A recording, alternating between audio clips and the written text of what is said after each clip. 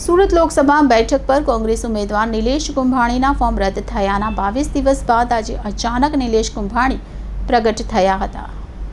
રદ થઈ ગયા બાદ ગાયબ થઈ ગયેલા સુરત બેઠકના કોંગ્રેસના ઉમેદવાર નિલેશ કુંભાણી શુક્રવારે રાત્રે અચાનક 22 દિવસ પછી મીડિયા સામે હાજર થયા હતા અને એવું નિવેદન કર્યું હતું કે કોંગ્રેસ પાર્ટીએ મને 2017માં ટિકિટ આપીને પરત ખેંચી લીધી હતી, જેથી મેં તેનો બદલો લીધો છે।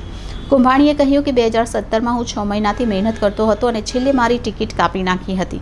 કોંગ્રેસે મને પૂછ્યું પણ નથી। મેં પ્રમુખને પૂછ્યું કે ટિકિટ કોને આપી છે। તેમણે કહ્યું મેન્ડેટ મળી ગયું હોય તો ફોર્મ ભરાવો। હું 20,000 લોકોને લઈને ફોર્મ ભરવા ગયો હતો। ત્યારે કલેક્ટર ઓફિસે પહોંચ્યા ત્યારે મને કહ્યું કે તમે પાછા વળો। શું તે મારી સાથે ગદ્દારી નહોતી? અત્યારે ગદ્દારીની વાતો કરે છે। મારે ભાજપ સાથે કોઈ જ લેવા દેવા નથી, તેવો ખુલાસો પણ કુંભાણી દ્વારા કરાયો હતો। આજે જે લોકો વિરોધ કરે છે તે લોકો ત્યારે કામ કરતા નહોતા, અત્યારે કોંગ્રેસવાળા ગદ્દારી કરે છે।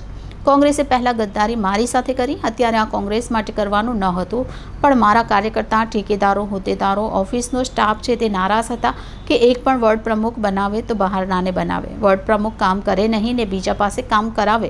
અહીંના કાર્યકર્તાઓને કામ કરવું હતું, પણ અહીંયા બની બેઠેલા 5 નેતાઓને કામ કરવું નથી અને કામ કરવા દેવું નથી। કાર્યકર્તા છે, ટોટલ કોંગ્રેસના કાર્યકર્તા જ હતા। કોંગ્રેસના કાર્યકર્તાઓનો મારો ઓફિસ સ્ટાફ એ બધું આ જોયા કરતો હતો કે ભાઈ આ ચૂંટણી કોંગ્રેસવાળા કાયમિક જ્યારે ચૂંટણી આવે ત્યારે જ વિરોધમાં કામ કરતા હોય તો તમે આ રહેવા ગયો, આપણે લડવું નથી। મને સમજાવ્યા કરતા, મેં કીધું નહીં, હવે આપણે ફોર્મ ભર્યું છે લડવાનું। કે 2017માં આપણે કોંગ્રેસે શું કર્યું હતું? 2017માં કોંગ્રેસે કર્યું ત્યારે કોંગ્રેસને શરમ નહોતી, તમે અત્યારે શરમ રાખો છો કોંગ્રેસની? એને હિસાબે હું મારી સભાઓ લેતો હતો ત્યારે એ હટી ગયા। પછી મેં પણ વિચાર્યું, હું બધા ઠેકેદારોને કાર્યકર્તાને સમજાવીને કીધું આપણે પિટિશન દાખલ કરવા જઈએ। જ્યારે પિટિશન દાખલ કરવા જવાનું એ શરૂઆત સવારે નીકળ્યો ત્યારે વિરોધ કરવાનું કામ ચાલુ કરી દીધું। અહીંના કોંગ્રેસના એમાંય અહીંના કાર્યકર્તાઓ તમે જુઓ 4-5 જણા જ છે કોંગ્રેસમાં વિરોધ કરવાવાળા। એમાં કાર્યકર્તા ન મળે તો એમના ઘરનાને લઈને આવ્યા, એમ થઈને 4 જણા થયા હતા વિરોધ કરવા। તમારે પાટલા બારણે કેમ ભાગવું પડ્યું?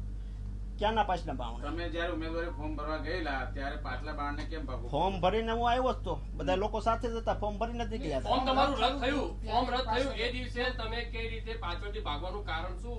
અને બીજેપીની ગાડીની અંદર? બીજેપીની ગાડી નથી, મારી જ ગાડી છે, મારી જ ફોર્ચ્યુનર ગાડી છે, મારી જ ગાડીમાં નીકળ્યો છું। તો કેમ પાછળથી જવું પડ્યું?